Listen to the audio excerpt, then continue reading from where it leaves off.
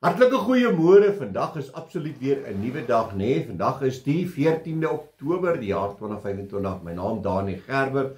Weer vir my eer en 'n voorreg om saam met julle te kan kuier rondom God se woord. En vandag gaan ons 'n bietjie praat oor wees waaksaam. Jy weet, ek en jy moet so waak teen die dinge van die wêreld. Ons moet waak en bid. God se woord sê waak en bid altyd deur. Jy weet, die duiwel loop rond soos 'n brullende leeu en hy kyk waar hy ons kan verslind.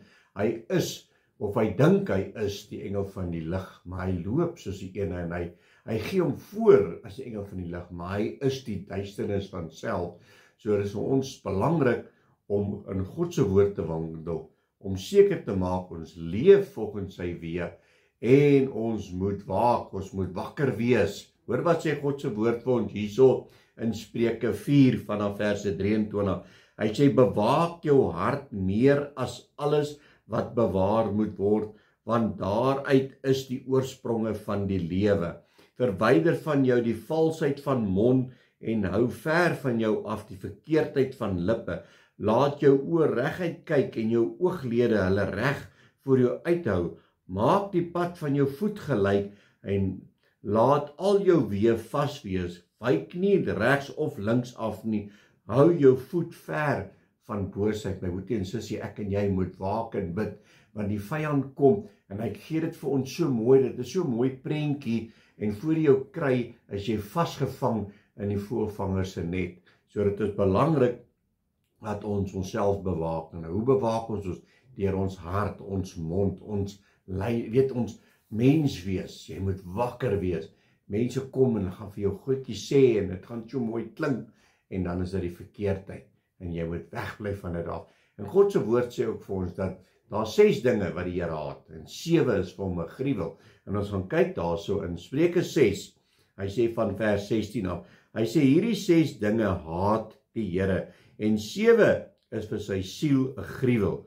Trotse oë, 'n leenagtige tong, hande wat onskuldige bloed vergiet, 'n hart wat onheilsplanne beraam, voete wat haastig na die kwaad toe loop, een wat as 'n valse getuie leuns uitstrooi en een wat tweedrag saai tussen broeders. Dit is vir God 'n gruwel. So maak seker dat ek en jy wandel in die weë van God. Laat ons nie hierdie goeters doen nie. Bewaak jou hart meer as wat bewaar moet word, want daaruit is die oorspronge van die lewe.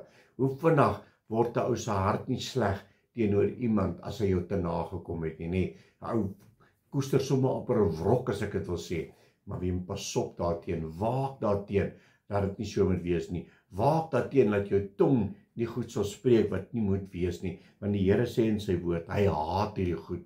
Moenie dink jy's beter as iemand anders nie. Die Here Jesus toe op die aarde was hy 'n dienaar. Hy was nie daar om gedien te word nie. Hy het mense gedien.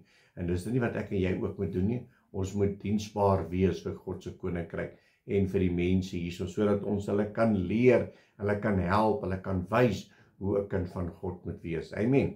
So kom ons vra vir die Here om ons te help in hierdie dag. Halleluja, Abba Vader, Here baie dankie vir u woord. Ja, Here, dit is so belangrik dat ons hart sal bewaak. Here, ons oë, ons tong. Here, want dit is hoe mense ons sal sien, is wanneer ons sal praat, wanneer ons handel en wandel sal wys. Here, dit is hoe mense ons sal erken.